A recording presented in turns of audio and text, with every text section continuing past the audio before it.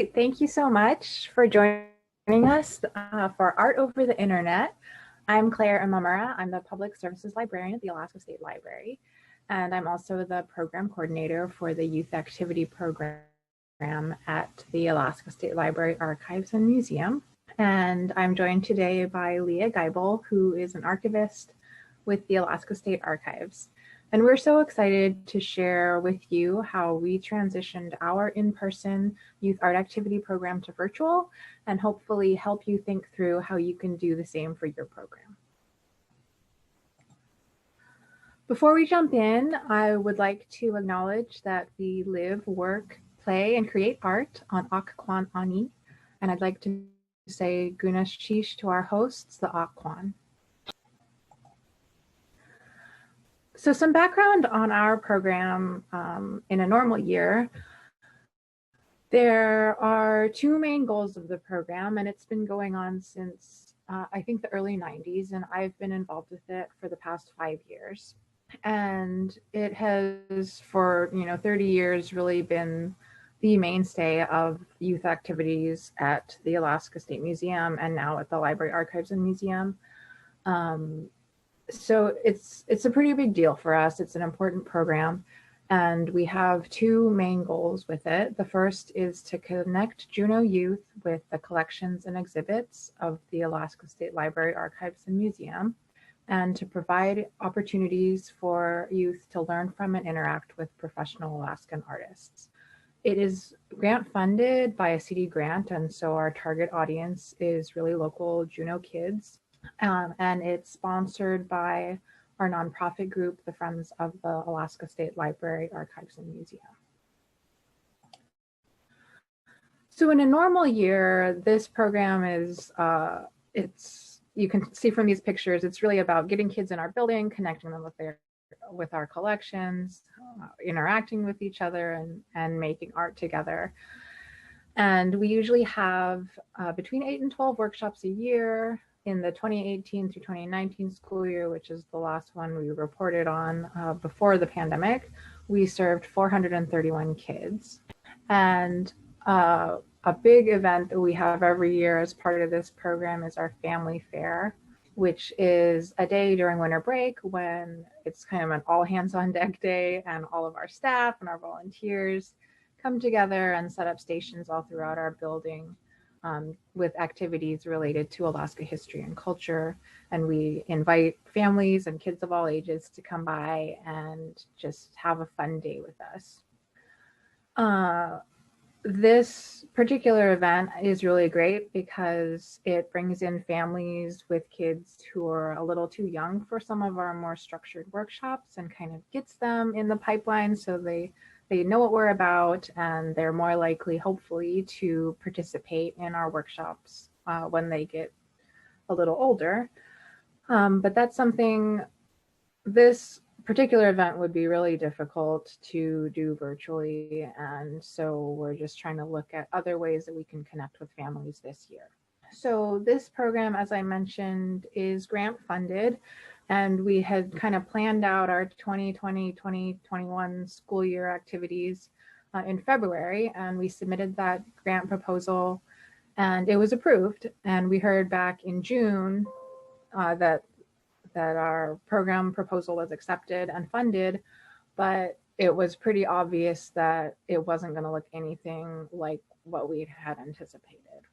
And so now Leah is going to talk a little bit about what we had in mind for our first workshop and what we ended up doing.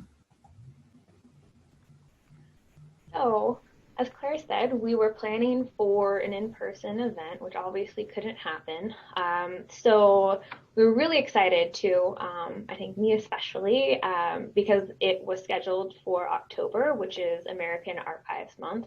And that's kind of a month that's celebrated every year by memory institutions across the country. And it's this great time where archivists and archives really try to spotlight their collections, and the staff who do the work to preserve and make accessible primary sources.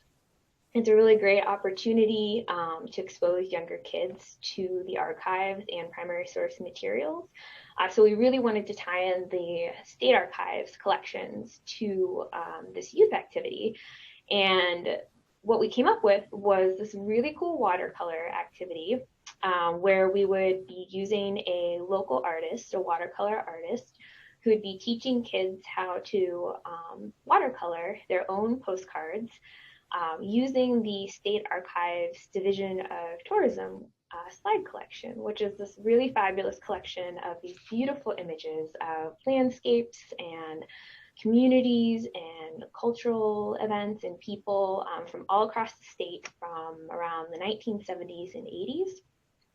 What was great, once we decided that we had to switch it from in-person to virtual, we were able to adapt almost everything from our original plan with just a few adjustments. And we turned it into a virtual activity where the kids and their parents could come pick up the materials they needed for it from our building and then complete the activity at home using Zoom. So Claire is going to talk a little bit about what kind of adjustments we had to make that happen.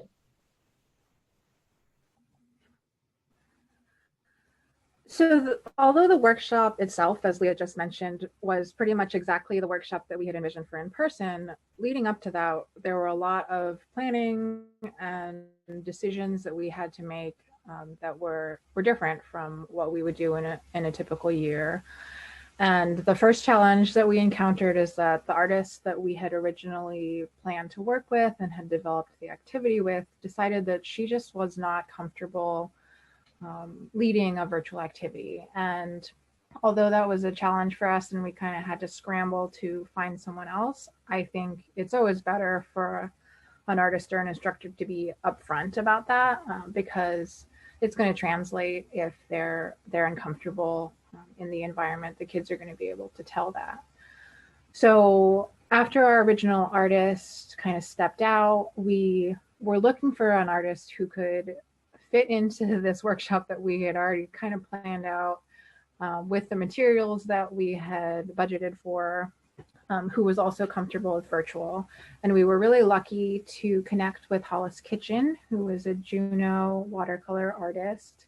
And during quarantine, she had been creating watercolor sort of tutorial videos and posting them on her YouTube channel. So we knew that one, she had the watercolor ability, and two, she was really comfortable and set up to have a virtual activity like this. So she was really perfect, a perfect fill-in for this activity.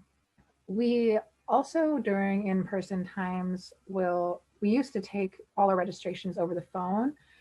And so they would talk with one of our staff to sign up, and we would be able to tell them immediately if their spot was confirmed or not, if there was still room. But we felt like there was so much information that we needed to transmit to participants, like the access information and materials pickup, that we needed to switch that registration process to an online form.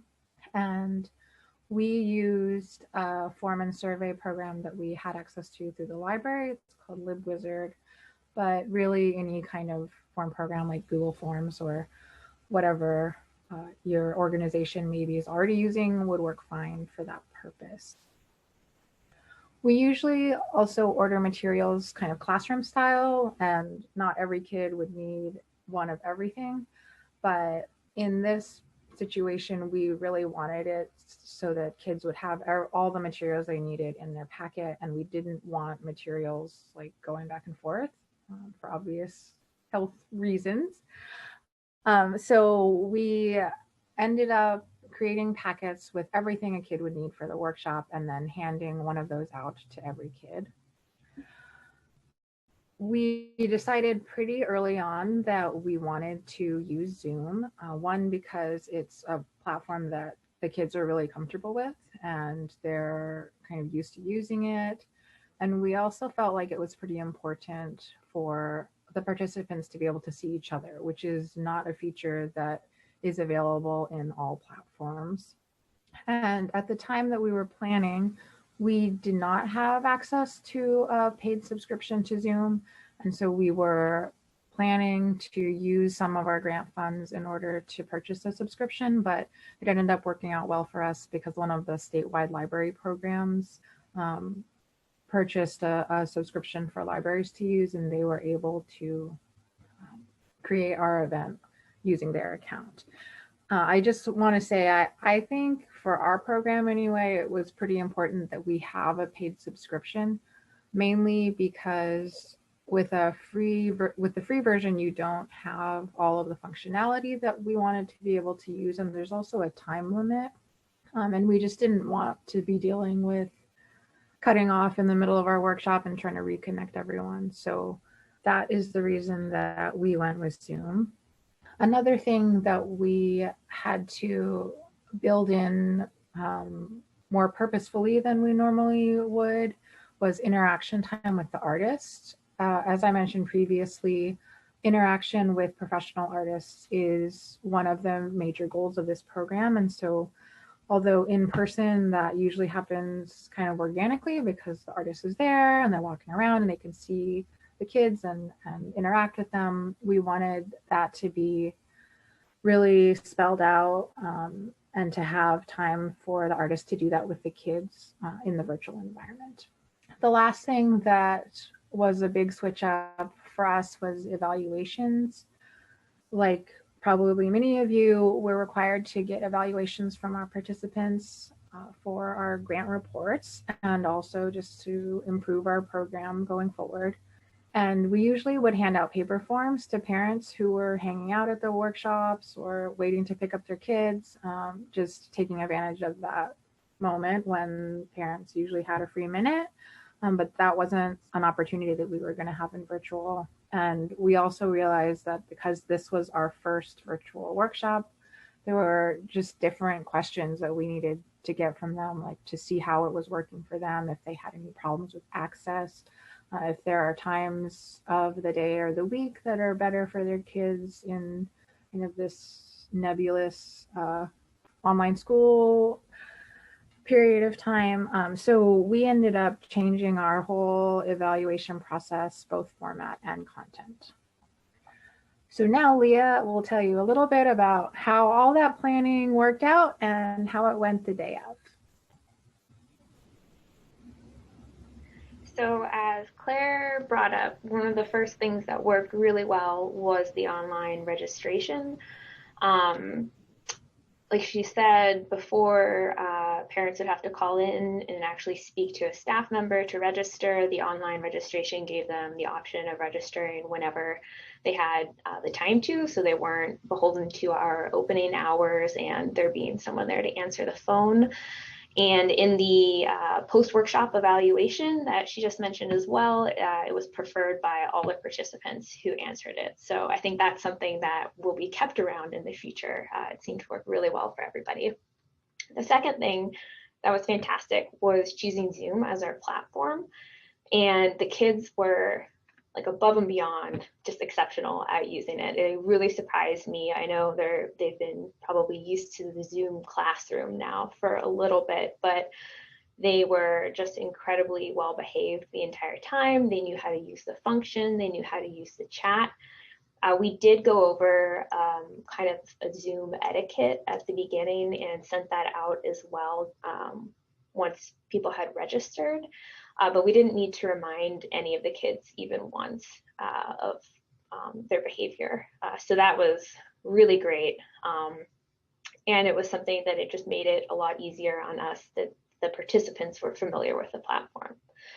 The third thing is the artist's video setup. So as you can see on the right hand of the screen, this is one of the views that we were spotlighting most of the time, and that is it's just Hollis's, the artist's iPhone that she had set up bird's eye view, so it was looking down onto where she was working. And this was great because the kids could see her brush strokes when she was describing techniques like how to blend paints. They were able to see how she was doing that.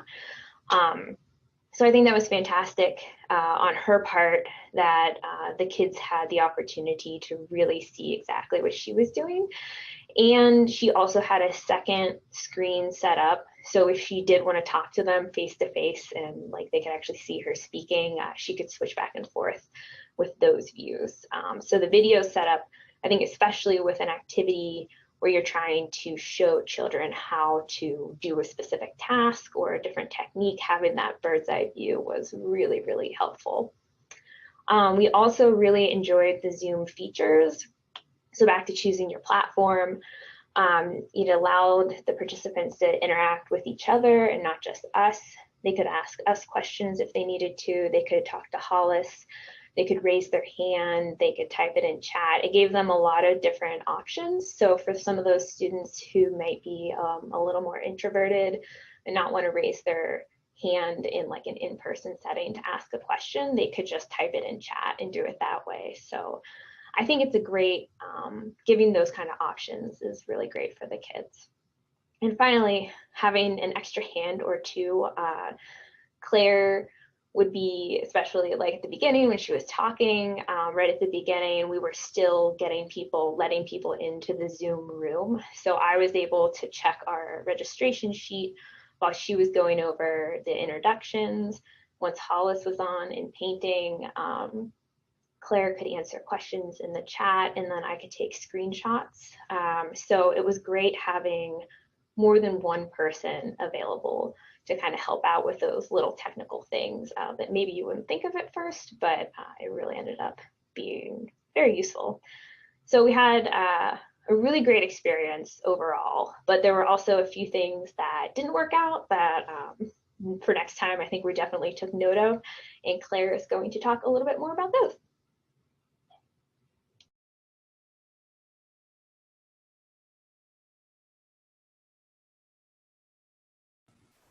I had mentioned before that we had a materials pickup day scheduled a week in advance of our workshop, and it's really tough to schedule a workshop itself, and adding that extra pickup day was just doubling the number of times we needed parents and families to connect with us.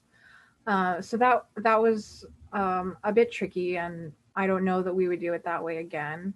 We had about half of the participants picked up their materials at that designated pickup day, and the rest picked up from the museum's front desk during their regular open hours. So if you have a public desk like that, it maybe is a good option to use. But right now, for example, we are closed to the public, and so that wouldn't be an option that's available to us. And that's something that we're going to have to consider for our next workshops. Hopefully, we'll be able to be open at that time, but it's certainly a challenge to work through some of that uncertainty.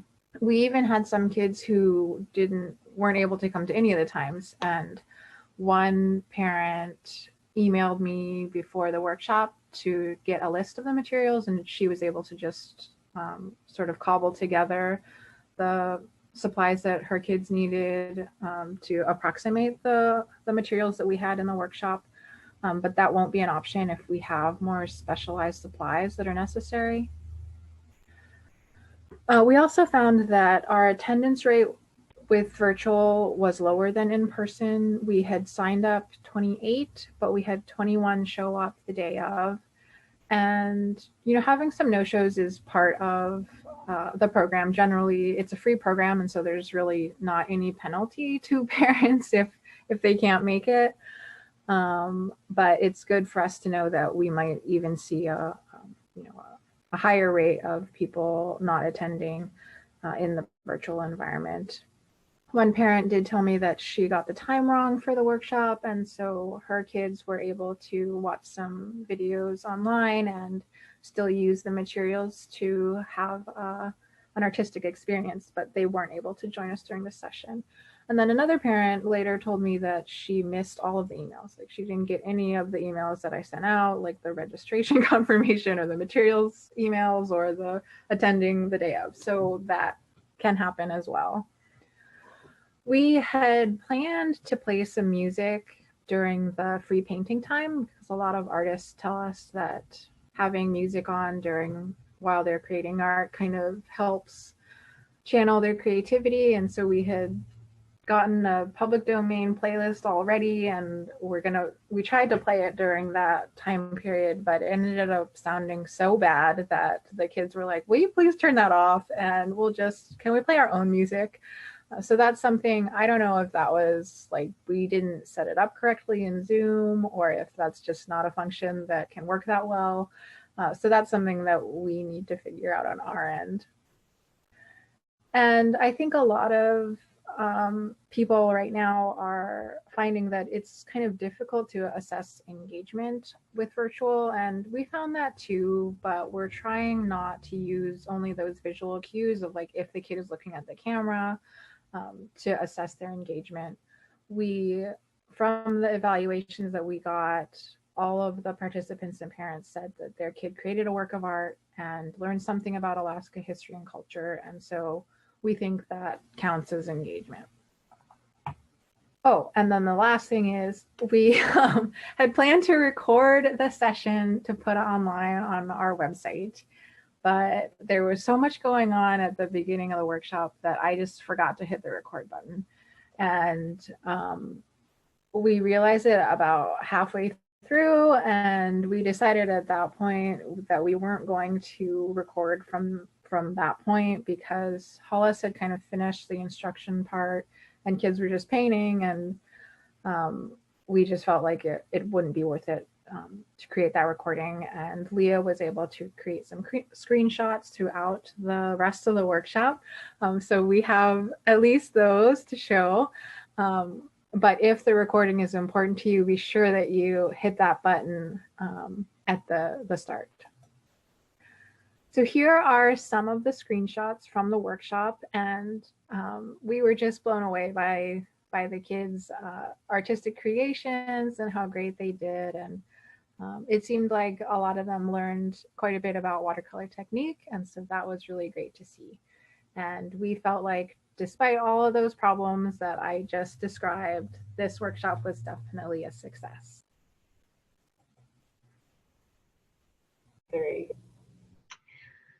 So this slide, we just wanted to share some of the questions that we considered when we were planning this event, and hopefully they can help you with planning your next virtual event. And I also wanted to share some things that we would recommend that we learned. The first thing being Zoom etiquette. Though we didn't have any issues, I think it's really important to establish the expectations and consequences of breaking those rules and expectations for the participants. I think we wrote out our expectations for their behavior and sent that to them after the students had registered. And then we went over it again in person right before the workshop to kind of refresh their memory. And though we didn't have any issues at all, which was wonderful, I think we had a 3-strike policy. So if they were, being disrespectful or cutting people off or things like that, they'd kind of get 3 strikes, and then we would boot them from the workshop. I've heard other places where it's kind of a no tolerance, so 1 infraction and you're out. It's really good to have, I think, it written down and sent out to the parents. So if a child is booted for their behavior and the parent comes back, you're able to cite that document as a reason why, especially if it's a paid event. So the other recommendation we had was to not send the workshop access information until all the participants have picked up their materials, thus confirming that they are going to be participating in the event. That takes away some of the guessing as far as how many people are going to be attending. We would maybe have a little bit, not that it really, I think, hurt us in the virtual environment, because we just kind of got started after a little bit, but we were crossing off names to make sure who was there.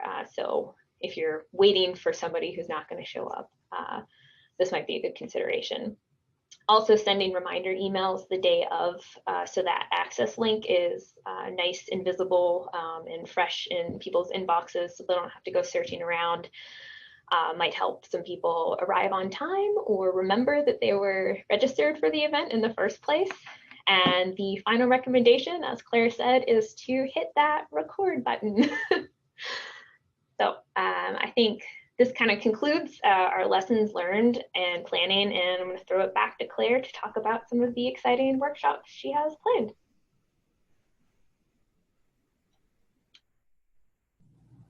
So we were really happy with how our first virtual workshop went, and we are excited to have a few more coming up this winter.